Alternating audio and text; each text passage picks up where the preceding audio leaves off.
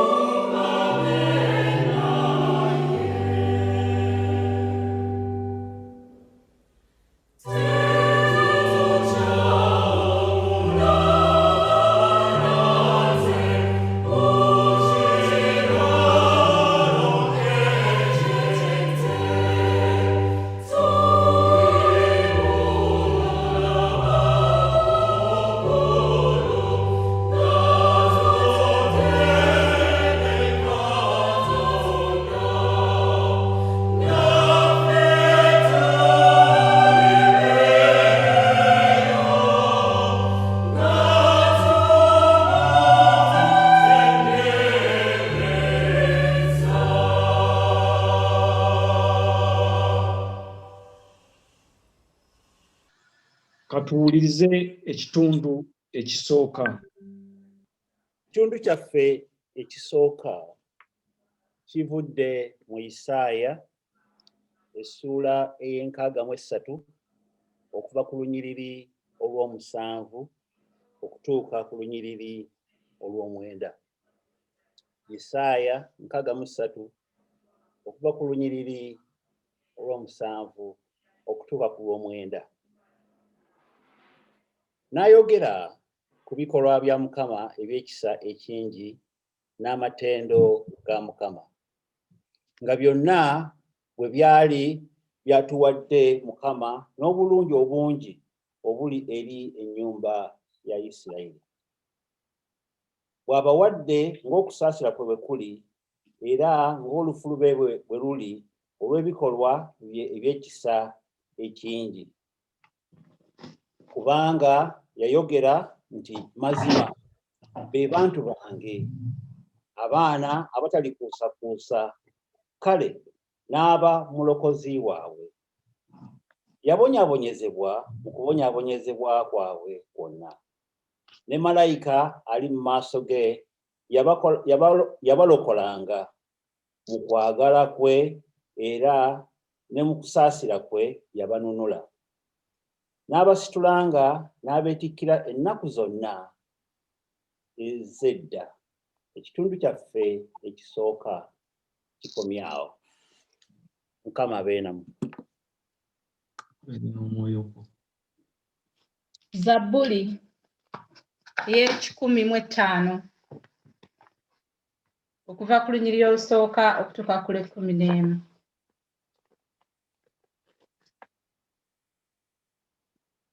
Mumwebazenga Mukama, mukaabirenga erinnya lye. Mumanyisenga ebikolwa bye mu mawanga. Mumuyimbirenga okumutendereza. Mwogerenga ku byamagero bye byonna. Mwenyumirizenga olw'erinnya lye ettukuvu. Omutima gw'abo abanoonya Mukama gusanyukenga. Munoonyenga Mukama n'amaanyi ge, munoonyenga amaaso ge ennaku zonna.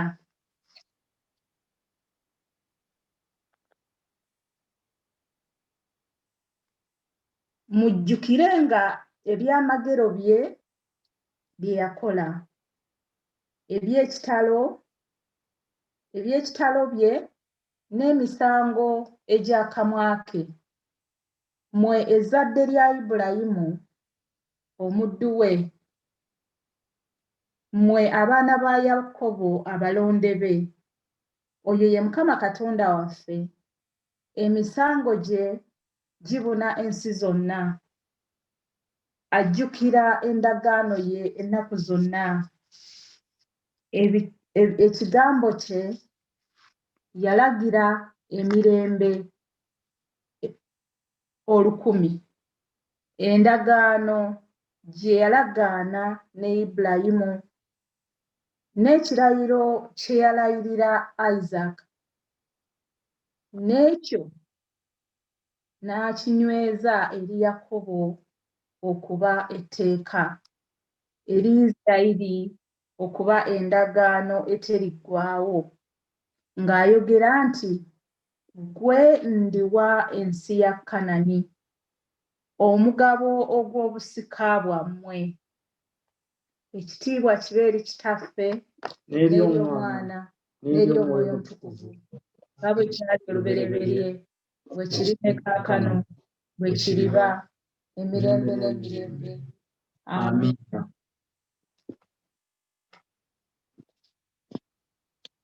Ekitundu kyaffe ekyokusatu kivudde mu bbaluwa ya Pawulo eri Abaefeso essuula 3 okutandika n'olunyiriri olwokutaano.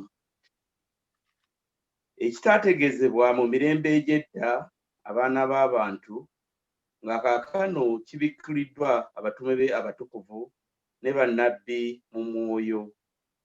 Ab'amawanga okubeera abasika awamu ab'omubiri ogumu, era abassa ekimu ekyasuubizibwa mu Kristo Yesu olw'enjiri, nga gye nafuukira omuweereza waayo, ng'ekirabo eky'ekisa kya Katonda bwe kiri, kye naweebwa ng'okukola kw'amaanyi ge bwe kuli. Nze omuto okusinga abato ab'omu butukuvu bonna, naweebwa ekisa kino okubuuliranga ab'amawanga obugagga bwa Kristo obutanoonyezeka, n'okumukkirizisanga bonna balabe okugaba kw'ekyama kwe bwe kuli, ekyakwekebwa okuva edda n'edda mu Katonda eyatonda byonna. Kaakano ab'amasaza n'ab'obuyinza mu bifo eby'omu ggulu bategeezebwe mu kkanisa amagezi amangi aga Katonda ag'engeri ennyingi, ng'okumalirira bwe kuli mu Kristo Yesu Mukama waffe. Mmwe tujja obuvumu bwaffe n'okusembera n'obugumu olw'okumukkiriza ye. Ekitundu kyaffe ekyokubiri kikomye awo. Katuwulirize essaala ez'okwegayirira. Katusabe. Mukama Katonda Kitaffe era ow'ekisa ekingi, tuzze mu maaso go akawungeezi ka leero. Nga bwe wagamba mu Matayo nti bwe baba babiri oba basatu nga bakuŋŋaanye wamu mu linnya lyo, naawe onoobeeranga wakati mu bo. Tukusaba Mukama waffe omulungi obeere mu makkati gaffe, owulire okwebaza kwaffe, okusaba kwaffe n'okwegayirira kwaffe. Tukwebaza nnyo olw'olunaku lwa leero, olw'okutukuuma n'otulekawo ne tubeera balamu okutuusa olwaleero. Tukwebaza olw'okutugabirira, okutuliisa, okutunywesa mu kiseera ekizibu kino kye tuyitamu, naddala mu mwaka guno ogubadde omuzibu. Era mu kiseera kino nga tujjukira amazaalibwa ga Mukama waffe Yesu Kristo, tukwebaza Mukama waffe olw'okutuweereza omwana wo Yesu okuzaalibwa mu nsi. Katonda ddala, Katonda omulamba, n'abeerako naffe, n'abeerako mu mubiri, n'ajja gye tuli, n'abeera omusana gw'ensi. Tukusaba omwana oyo eyazaalibwa olunaku lwa jjuuzi, tukusaba azaalibwe mu maka gaffe, akyuse obulamu bwaffe, okwongera okutambula naye, okumwagala n'okumuweereza, era n'okufuba okumufaanana. Tubeere nga baakisa era ab'amazima. Tuwaayo bonna beetaaga okusabirwa kwaffe. Okusooka tuwaayo abalwadde bonna, abalwadde b'obulwadde bwa COVID mu nsi yonna, Bungereza, Uganda n'awalala wonna. Era tuwaayo n'abalwadde endwadde endala nga balumizibwa, abamu bali mu malwaliro, abamu bali mu maka gaabwe, ne tubateeka mu mikono gy'Omukama waffe ow'ekisa. Tumanyi nti omukono gwo ogw'amaanyi oguwonya gusobola okubakwatako. Tukusaba obakyalire, obaggyeko obulwadde bwonna obubaluma era obawonye. Tulema okwebaza olw'amagezi g'owadde bannassaayansi okuvumbula COVID vaccine. Tukusaba Mukama, vaccine ogiwe omukisa, sobole okugema obulwadde obwo, era olw'ekisa kye ekingi, Mukama otuggirewo kawumpuli oyo, kubanga ku magezi g'abantu tekisoboka, naye ku magezi go, kubanga Mukama gwe oyinza byonna. Tukusaba nga bwe waba oggolera omuyaga ne guteeka, era tukusaba oba oggolere ne COVID, Mukama ateeke era n'embeera eteeke. Tusabira abafiiriddwa bonna, tukusaba Kitaffe ow'ekisa obabudeebude mu nnaku ze bayitamu. Twongera okuwaayo amaka gaffe, tuwaayo abaana baffe abato n'abakulu, tuwaayo bazzukulu baffe, tuwaayo ab'eŋŋanda zaffe be tuli wano nabo ne eŋŋanda zaffe zonna abali e Uganda. Mukama ow'ekisa, tusaba oyongere okutukuuma, okutulabirira, era otuwe omukisa n'amagezi mu byonna bye tukola. Tusabira ekkanisa yaffe ya St. Jude, tusabira omwawule Rev'd James n'abaawule abatukolamu omulimu nga Rev'd Sam, Rev'd Kasibante, Rev'd Mugerwa n'abalala abayambako. tukwaza olw'omulimu gwe batukolamu era twongera okubasabira oyongere okubawa amagezi n'amaanyi mu byonna bye bakola. Tuwaayo n'abakristaayo bonna abali mu St. Jude ne mu makanisa amalala agasaba mu Luganda. Tubasabira Mukama waffe buli omu omutuukeko kubanga buli muntu alina ebizibu eby'enjawulo. Tuwaayo kitaffe abafuzi mu gavumenti eya Bungereza, tuwaayo n'abafuzi ab'ewaffe Uganda, tuwaayo Ssaabasajja Kabaka ne bakabaka abalala. Tubasabira Mukama yongera okubawa amagezi naddala mu kiseera kino okusalawo ku nsonga ezikwata ku bulamu bw'abantu naddala mu biseera bino ebya COVID ate era ne mu biseera bino ebya Brexit. Mukama decision ezo weetaaga okubawa amagezi agava eri ggwe kubanga decision ze bakola byakulwawo bikiyinza okutwala generations. N'olwekyo Mukama tukusaba obawe amagezi nga basalawo ku nsonga ezo baleme okusalawo mu kupapirira. Mukama waffe tumaliriza nga tuwaayo ensi yaffe Uganda nga esemberedde ebiseera by'okulonda omufuzi omulala.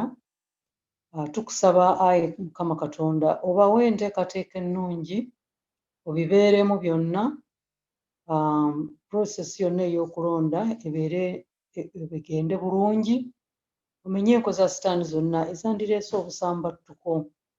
Naye Mukama waffe ow'ekisa gw'otulondere omukulembeze omutuufu era asaanira.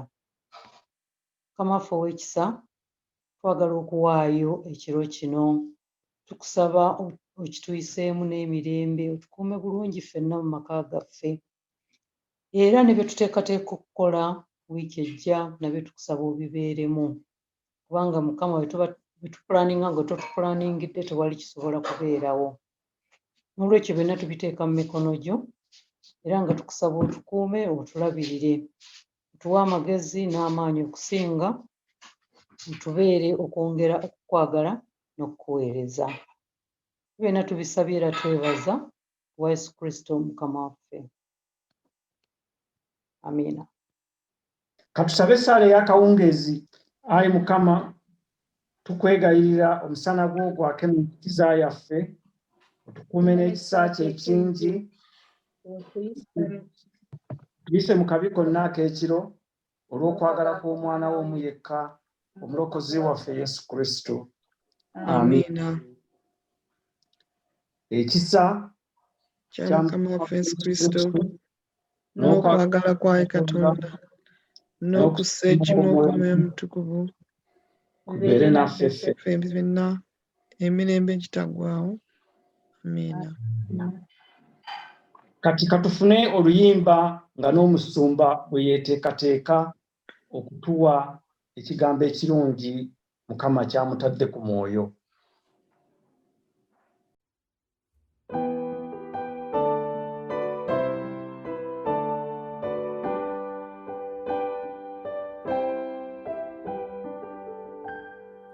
With three kings of Oriental, bearing gifts with flowers of fall, field and fountain, moor and mountain, following yonder star.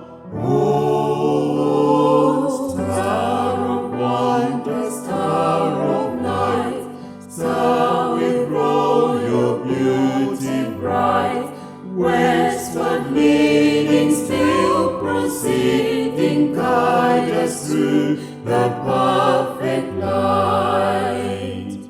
All a king on Bethlehem's plains, gold I bring to crown him again. King forever, ceasing never, for of us all to reign. Star of wonder, star of light, star with royal beauty bright, westward leading, still proceeding, guide us through the path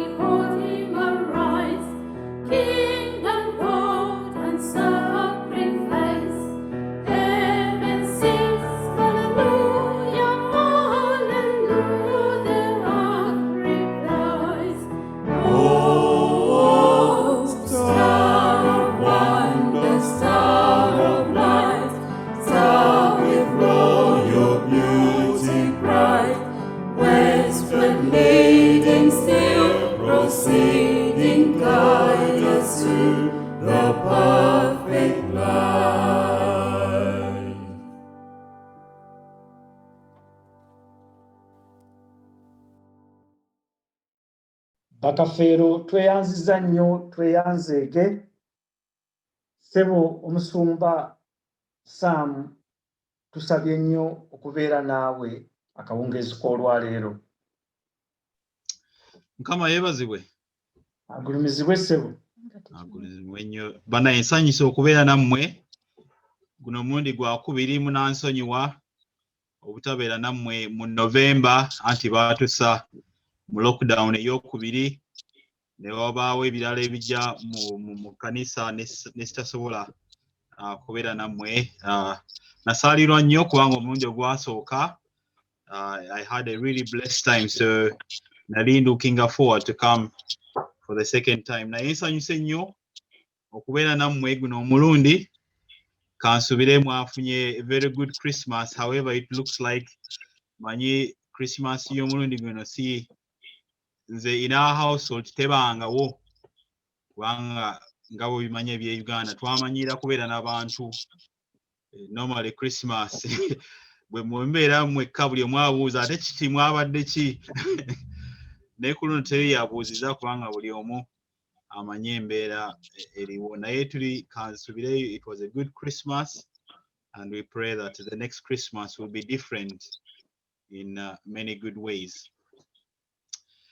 Katusabeko nga sinaba ku Mukama ekigambo kyantadde ku mutima ku sharing. Let's begin with the prayer.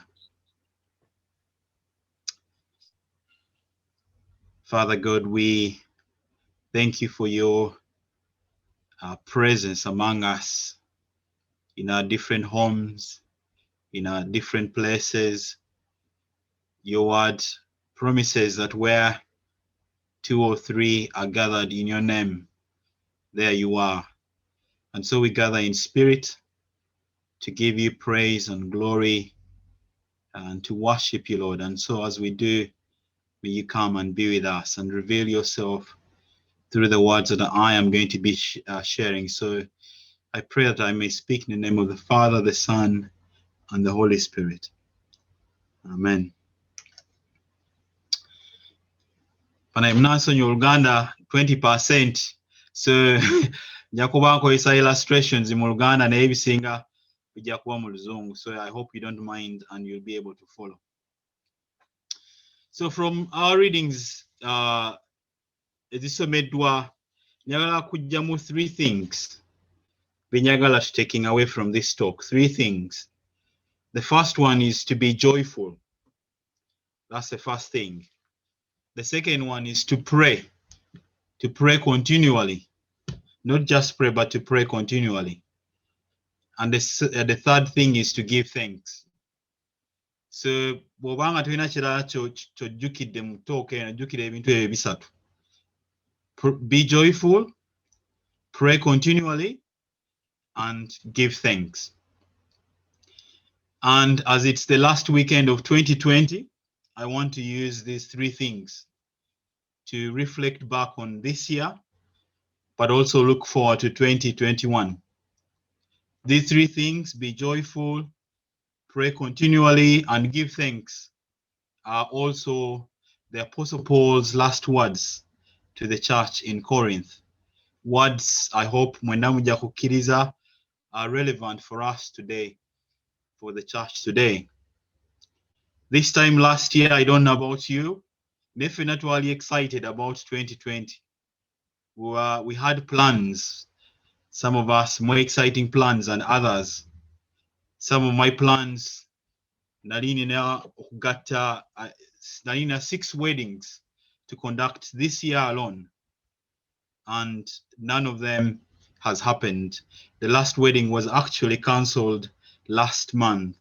So of the 6 weddings I had to conduct, 0 up to now.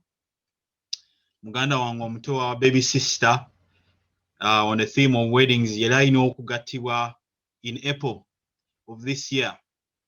Nali nina plans nga ne air ticket buli kimu nkiguze nga nina okuddayo to the wedding yali alina okuba mu April. Ebya April ne bisooka ne bigaana bijjukira COVID nga yakatandika. Ne tulowooza oba mu ndoza myezi ng'ebiri binaaba biteredde. Ne bagyongezaayo until August nayo ne bigaana. naye nga weddings bazikkiriza Uganda obudde obwo naye nga sobola genda for 2 weeks mu quarantine mbeera eyo 2 weeks nga teri agenda zikuwa. So kino kinnema, and this is my baby sister muganda wange yekka gwe nandi attendize wedding endala zonna zajja ne zigenda nga ndowooza ku luno nina okugenda kweyo naye saasobola. Mu July naweza 4 nawe omanya myaka simanyi about Uganda naye here 40 years is a milestone, isn't it?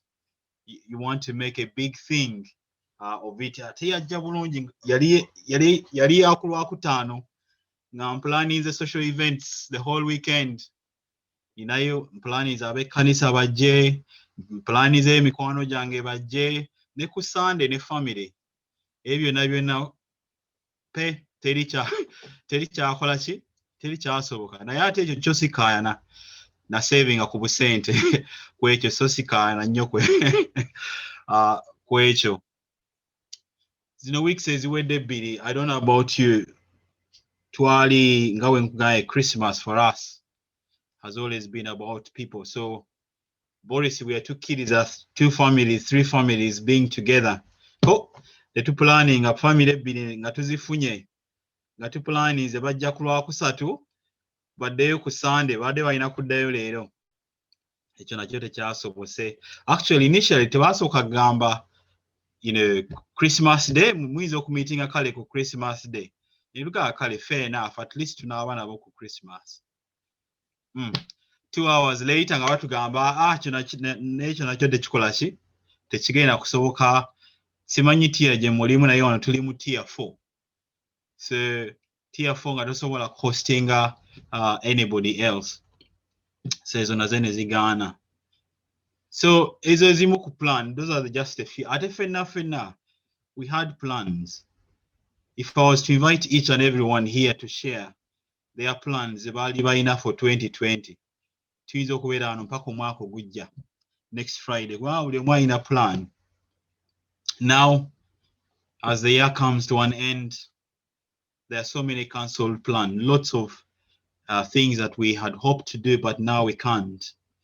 And in turn, there's a frustration for many people. There's a hopelessness as well, especially bw'obanga tewamanyira kubeera wekka mu zino embeera gye tulimu.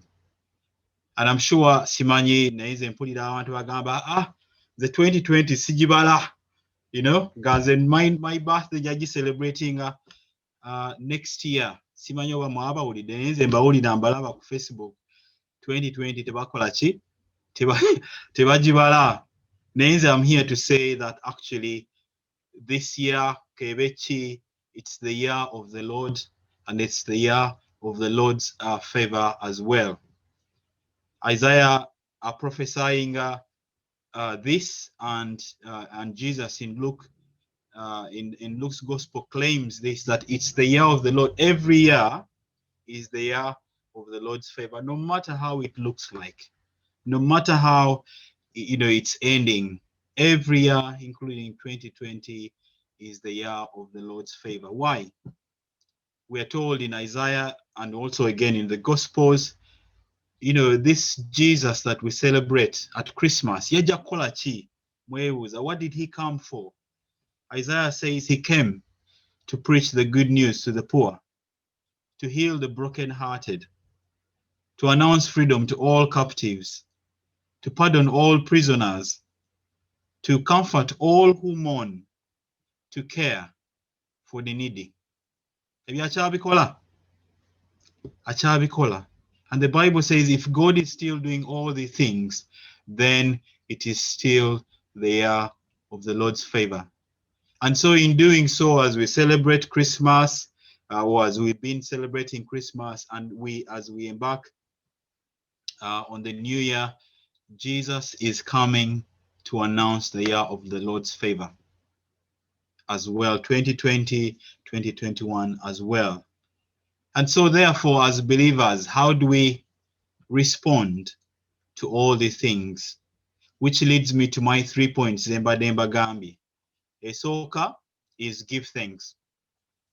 Now, amidst all the troubles we have ate buli omu sigamba mbu Maybe some people have gone through more troubles than others, but at some point, we have all encountered troubles. But there's still a lot to give thanks and praise to God for. I think I'm encouraging at these next few days. I tend to use week December in the year to reflect on how God has been good to me, how God has been good to my family, how God has been good to me in so many different ways. We've also just be wandike wansi guy mukama omberedde mulungi wano ne wano, mukama omberedde mulungi wano ne wano. And there are so many things we can find. Readings that somye zituwa a way of how we can be thankful. And one way is to testify. Testimony. I don't know how often we testify of God's goodness. Isaiah reading Getusomie 63, Israel had endured all sorts of hardships in exile in Egypt, hard labor, Bavudeo, going through the desert years, 40 years of struggle, of pain. But here, what is in promised land? And the text says, I will tell of the kindness of the Lord. I will tell the deeds of which is to be praised, for the Lord has done for us. Psalm 105, Egamba, it adds to that, give thanks to the Lord. Make known among the nations what he has done. Sing praise to him and tell of his wonderful acts. It adds on, remember the wonders he has done. And so as we go into the new year, let us instill among ourselves, among our kids, that culture of giving thanks and praise. In prayer, I encourage them to say, what are you grateful for? The day may not look good, but find that one thing, find that two things, and say, I want to give God the praise. To be a part of the culture of giving thanks. Sigena call New Year resolutions. Now, this is, if I was to make New Year resolutions, this is going to be one of them, giving thanks as part of the culture. I'm very practical. Somebody imposing one person an opportunity to share testimony. If it's possible, a brief testimony, 1-2 minutes, of how God has been good to them. Is there anyone who would like to share a testimony? Aizo kusako video I'm muting at sharing it. Kwanga sagala bibere bibezi bigambo naye tubere practical in some of the things. Anyone want to share a testimony? You don't have to, but if someone would like to share a brief testimony. Robin, I see your hand up. You want to share? Okay. Yeah, twenebaza Mukama okubeerawo. Yeah, ndi Robina, of course. Nebaza Mukama mu byonna abasinga bamanyi nti mbeera bw'omu ne Mukama ndabiridde. Mukama ndabiridde bintu bino okuva ebyatandika nze nkola through agency. Ne Mukama n'abanga andabiridde nembanga sidaaze owulidde ate ne neebaza kwera yampa mutabani wange omu naye yanvaako naye n'amukuuma gy'ali okulaba nga musanyufu. Kwegamba neebaza Mukama olw'ekirabo eky'obulamu n'olw'ekyaki ng'eno naye tugyebaza ne tukuŋŋaanako. COVID babadde babulira mu kyaki yange olwaleero nti COVID yabbye ebintu bingi nnyo naye yalemereddwa okubba Christmas. So we are thanking God for the gift of Jesus. Okay? Amen. And that's exactly what it is. And I'll get into finishing with in terms of being thankful. Being thankful to God, siku bragging what you have and what God has given you, but rather with what thanking God, we are actually giving God all the glory in our giving thanks. We want testimony to reveal, to show his splendor and his goodness in all. But just saying, God has done this for me, and I am giving glory back to him, and I am revealing his splendor. I am revealing his goodness. You never know who it's going to encourage. You just never. Testimony is not for ourselves. Testimony is for someone else. We're praising God, but we're encouraging someone as well. So that's the first thing. The other thing is joy. Be joyful. Now, I don't know where you find your joy. Some people find their joy in family. People find their joy in their jobs, especially mulimo go where yagazanga now, gukunyumira okola. Abala bank account zaabwe kasaba bagulawo ka app ako ne balaba nga balina sente obuya ne bawa ku ssanyu. Joy comes through that. Or emikwano, mulimu abantu alina emikwano. Ndaba abantu ku Facebook alina emikwano ng'enkumi nnya ne nga awo ndaba wabajjawa. Naye we find joy in different things. Ne guno omwaka gulina kyegutulaze about how we've been a bit detached from those things that we thought gave us joy, and suddenly we realize actually there's much more to this. Ayinagala twawule joy from happiness. They're not the same things. They can be used. Hold on, I'll give you a call. Sorry, mchala adaze kubabuza, she'll come at the end. So ayinagala twawule joy, from happiness. Kati happiness to me is because of a circumstance, because of how you feel. Oyinza okuzuukuka ku makya ng'oli happy. One will go, hey, today I feel happy. Nay, rarely do you hear anybody say, Gazukse ku makya naga, hey, today I'm joyful. Kubanga, joy is not a circumstance, joy is not a feeling. Joy is something that is there no matter the circumstance, no matter how you feel. Bosoma, I think it's in Romans, where Paul and Silas are in prison. If you're in prison in Rome, think of the worst. No good food, bad places. Now here we see Paul, but in Philippians, Paul was filled with joy. And because of that, he was singing and he was giving praise to God. That's joy. The other example I can give, abaina kubana and was a mubawadde Christmas presents. Checho. Edda Christmas presents, edda Christmas, I don't know about it. It's about giving joy to someone else. Nowadays, my two boys, nowadays, and I looked at their faces in Gawabi Gula. You could see the happiness on their faces.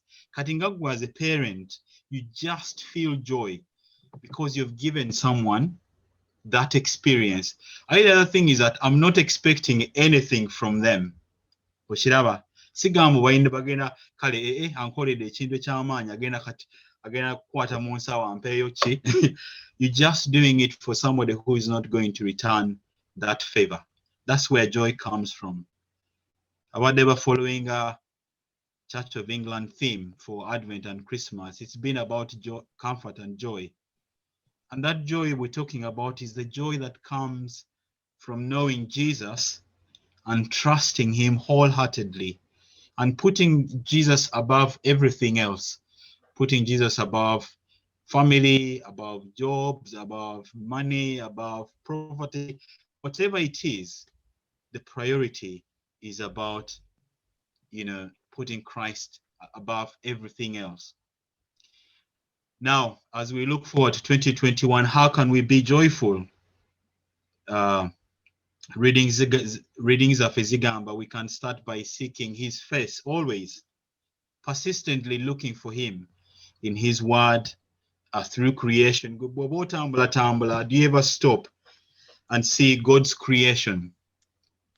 God's creation, but Bible Gamba reveals him, but also reveals his goodness.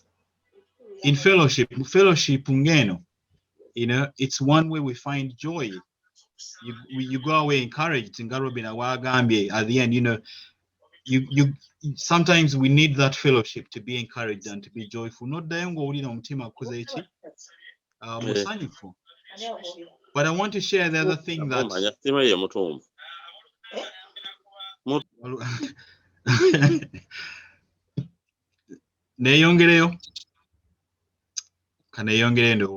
so the other way we can find joy is through service. Akte tugamba, it's more blessed to give than to receive. Again, going back to my example, yokuwereza my kids presents, when you give, I find you get more joy from giving than receiving. In my ministry, priestly ministry, that has helped me through this time is to give help where help has been needed, to provide simple things. Noga katubaking eka cake tukatwalire neighbor ali eka, and just the joy of somebody knowing that actually they are thought about, they are cared for, is just something that you could not even explain. So there are so many ideas, but how can we find joy?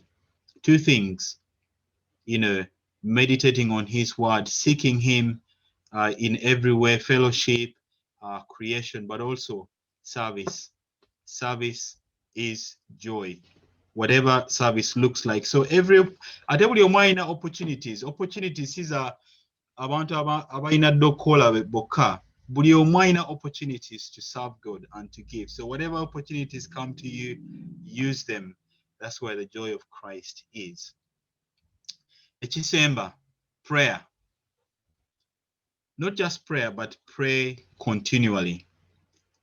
Ate prayer is not when you only feel like nga lero kansabeko, Prayer is every time.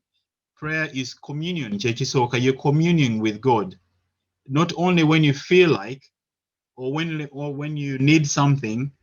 Prayer is going to bed fasting, waking up in the morning fasting, during the day pausing. Where are you in whatever is happening during the day? Prayer is continual.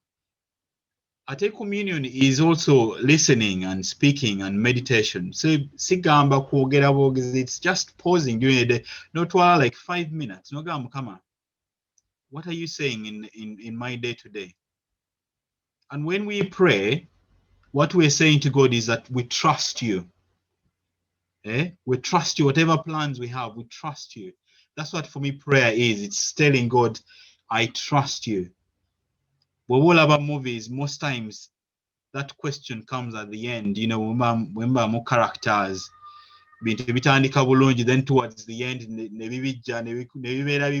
then that's when characters go up to that lead person and say, hey, we trust you. Can you help us? Katuleme kulinda when things are not going well, and then we say, oh God, we trust you. Trust is in the good times. Trust is in the bad times as well. In everything we're saying, God, please reign in this situation, in the good times as well as the good times. So in my conclusion, as we enter 2021, by God's grace, katujukire, 2020 was the year of the Lord's favor, was the year of the Lord. 2021 is the same. The year of the Lord, the year of the Lord's favor. God reigns no matter what our circumstances will be, no matter what our plans will be. Our response should be to be joyful, to be prayerful, and to give thanks at all times. Bible gamba, we can make plans, whatever plans you have, but God guides our footsteps. So 3 things: be joyful, be prayerful, and be thankful at all times. Katusabeko. Father, we thank you for 2020. We thank you for your protection above all. We thank you for your provision, that we are still here, we are still able to give you thanks and praise. And we pray as we enter 2021 that we will trust you. We will put you above everything else.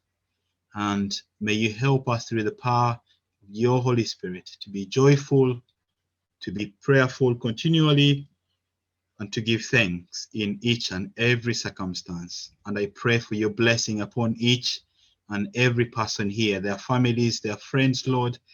I pray your blessing to be upon each and every person here, Lord. And Father, may you fill us with testimony, and may you enable us to speak of your goodness, of your love, and of your grace.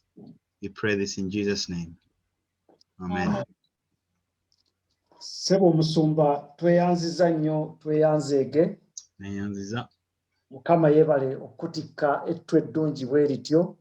Kati bannange kampite omukubiriza abeeko ebigambo nga 2-3 byatugamba. Mukama yeebazibwe nnyo abooluganda. Twagala kwebaza Mukama atutuusizza ku lunaku luno. Twagala kwebaza Mukama atuyisizza mu Christmas, naye okusinga byonna atuwadde okujjukira nti Yesu yazaalibwa. Tubeere n'obulamu obutaggwaawo, tubeere n'essanyu. Ate era tumanyi nti atwagala. Twagala kwebaza nnyo Rev'd Sam atuwadde obubaka obulungi bwe butyo. Era tulina okugamba ekigambo kimu nti we are always joyful to have you, Rev'd Sam, and your messages bring us that joy. It's been a joyful evening. Okubuulira tukweyanzizza nnyo. And we are thankful to God that, we are with you, and then also that we are still together as a church. Tulina problem y'amaanyi nnyo, ndowooza it's world over nti Ekkanisa zifunye nnyo, disjointedness, abantu bafoolinzaawe, tebakyasaba, kubanga tebakyalina that sense of communion to come together in church. Ebyonline abantu abamu tebakifiiringa ng'abantu bwe bagamba ennaku zino. Naye Mukama okubanga atusobozesa ne tuba nga even online we still, tukyawuliziganya, tukyasaba, tukyaweereza Mukama. Twagala ekyo okukyebaliza Mukama. Ate era going by your theme to pray continuously, nti Mukama asigala wakati mu ffe mu buli mbeera eno gye tuyitamu. Mu mwaka ogujja 2021, tubeere ne plans ate zituukirire. Twongere okusaba Mukama atuzimbe, atuwe ekisa kye ekinaatutwala mu maaso. Tweyanzizza ne testimonies, experiences otuwadde. Naye ne testimony ya Antrobina. Mbadde tempted ne ŋŋamba nange nayiwadde mpaayo testimony. Naye ndowooza kiyinza okututwalira obudde bungi, ate Mukama waffe atusabisa ŋŋambe njogere ebigambo 2 oba 1. N'olwekyo kanstiikinge ku bigambo bye baŋŋambye okwogera, mpa ebirango, notices. Ekisooka kwe kubakubiriza Abakristaayo mwenna nti first of all tubeebaza nti ekiseera kye tubadde tuyitamu ekizibu, teams zaffe zibadde zikola mu ngeri eyewuunyisa. Nti mubadde mwekolamu omulimu ne muwa ebirabo mu ttiimu, naye n'olunaku nga luno lwe tutabadde na ttiimu eweereza, tubasaba mujjukire okuteekayoko ekiweebwayo mu kkanisa. Obweyamo temubwerabira, n'ekimu eky'ekkumi. Details z'ekkanisa ndowooza kweziri ku communication zonna, buli asobola okuba ng'awaayo. Njagala okubategeeza nti ng'ekkanisa twawadde omutemwa omwezi oguwedde £100 okusobola okuddukanya church, kubanga bwe mumanyi nti ekkanisa yaffe yebadde teri very active ebbanga ddene, twafunamu ebizibu byonna bye mwamanya. Kizibu nnyo okubeezaawo ekizimbe ekinene bwe kityo, kihiitinga, lighting, cleaning n'ebintu ebirala ebingi ebibeerawo, okusasula abalabirira ekifo. So burden ye yekyali nene tusaba buli asobola okuba nga awaayo naye nga byonna PCC y'ekkanisa yeebazizza nnyo ekkanisa y'Oluganda okuba nti twasobodde okuteekayo ku ssente ezo ziyambeko okuddukanya ekifo. Twalina okubeera ne communion today mu service eno era Rev'd Sam yali wakubeera naffe mu Holy Communion service naye ndowooza nga mwenna we mutegedde nti plans z'omwaka guno zibaddewo ezityo bwe tutyo tetusobodde. Tusuubira we tunaddiramu okusaba olw'ekisa kya Mukama.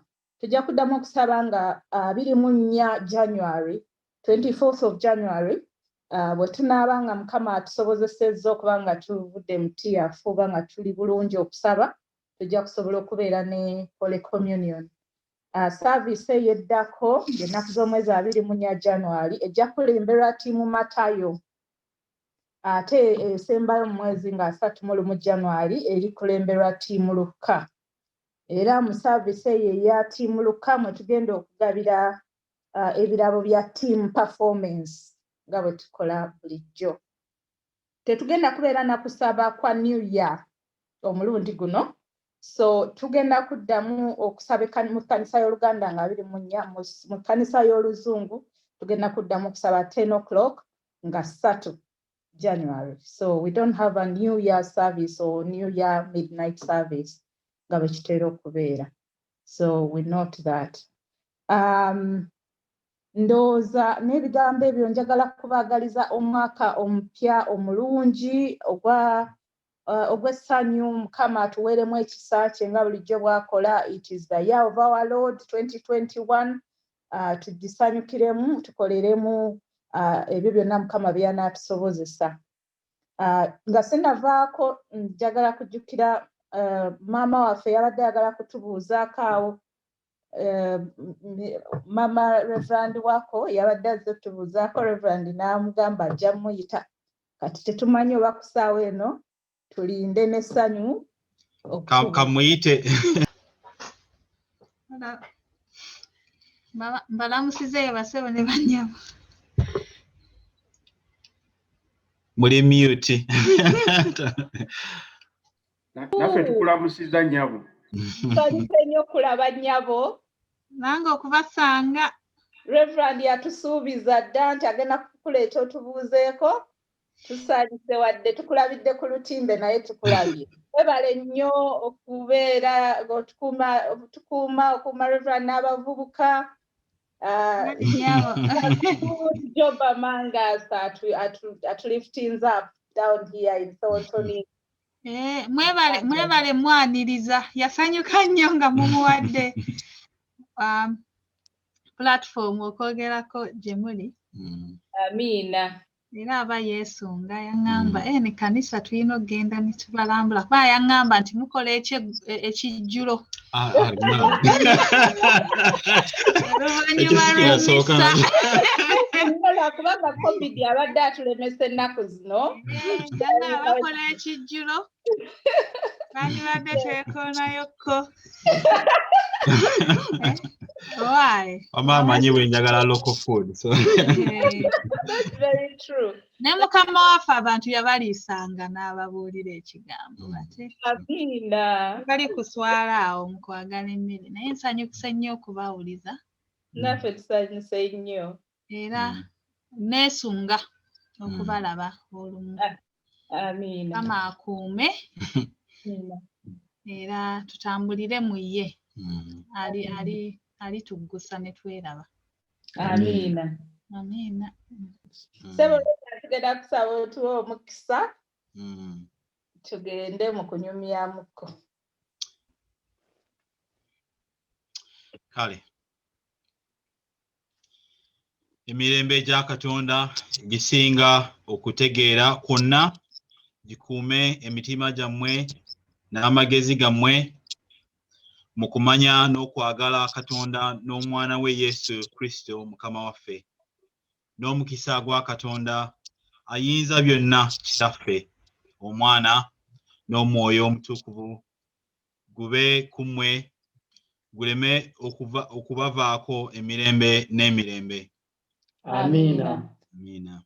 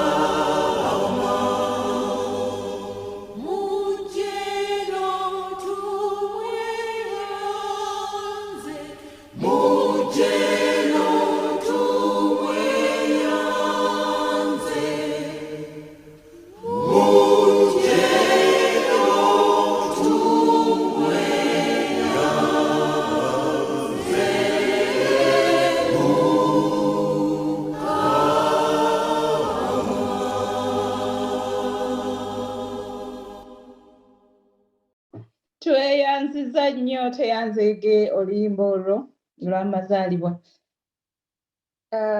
Tuteekwa okuba nga tulina abaazaalibwa mu mwezi Yesu mwe yazaalibwa muno nga tetunagenda Rev'd abasabireyo omukisa.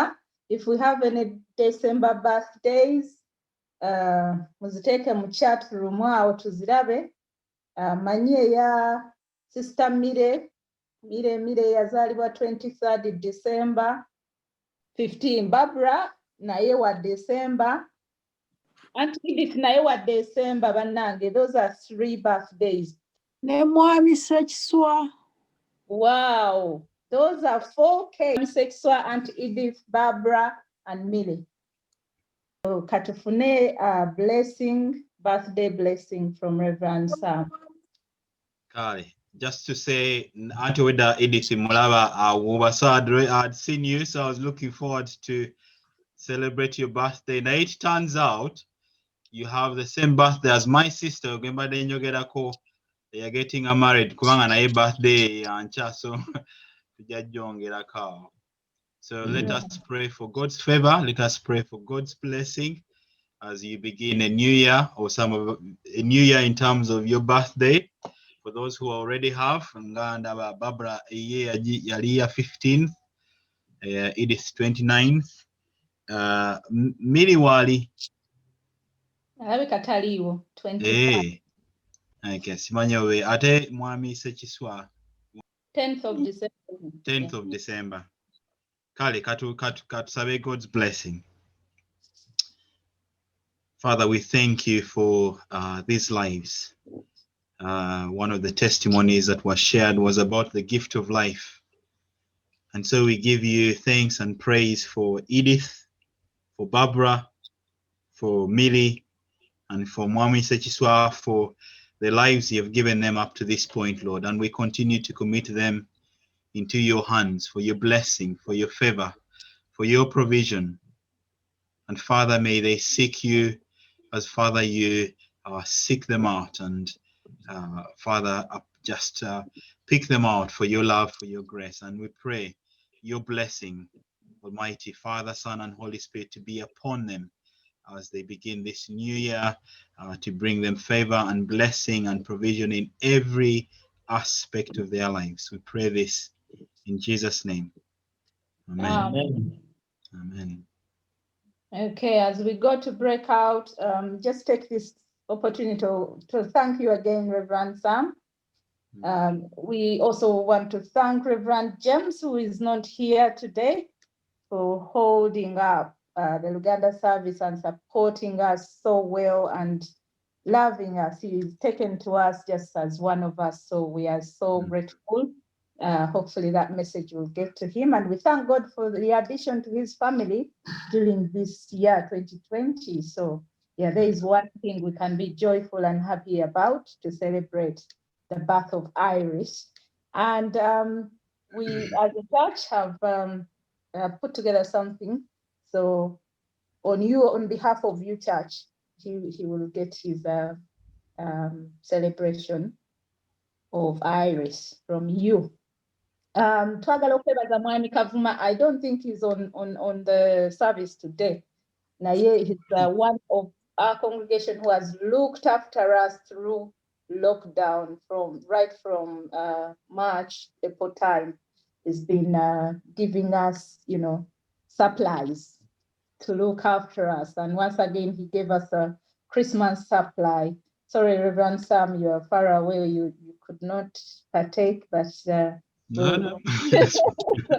we've been enjoying some goodies from Mr. Kavuma. So, Mwami Kavuma, tukwebaza nyo. May God continue to bless you. He managed also to get us a Christmas gift from Tesco's.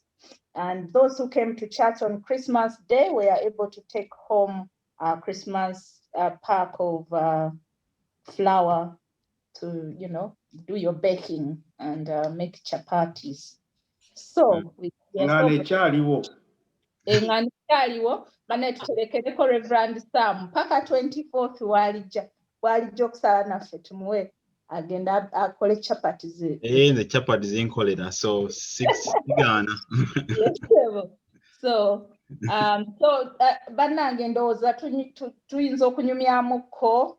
Can the admin unmute everyone? So can I say something before you finish? Because just kwebaza Mwami Kalanzi, Mwami Nomchala Muchibi, and James Taliwo, but you're the ones who normally do the code, the communication, and I'm not the easiest person to tie down. So where I'm not easily found. I must say, all of you do a wonderful job, and for me, this service, yes, it's a privilege to lead, to minister, but it's family as well. But now I feel like my family has just grown. Just to encouraging to continue this fellowship. It's the one way we account for each other, but we also encourage one another. So never get the just jango or something to take away. Some things, the truth is bojamu service, you take away, but at least find that one thing that you take away from the service. It could be someone's testimony, encouragement. So as we go into the new year, let's do that. I mean, I would love to bring the family and we fellowship in person and we celebrate. So Neyans is this platform to fellowship together. That's what I wanted to say.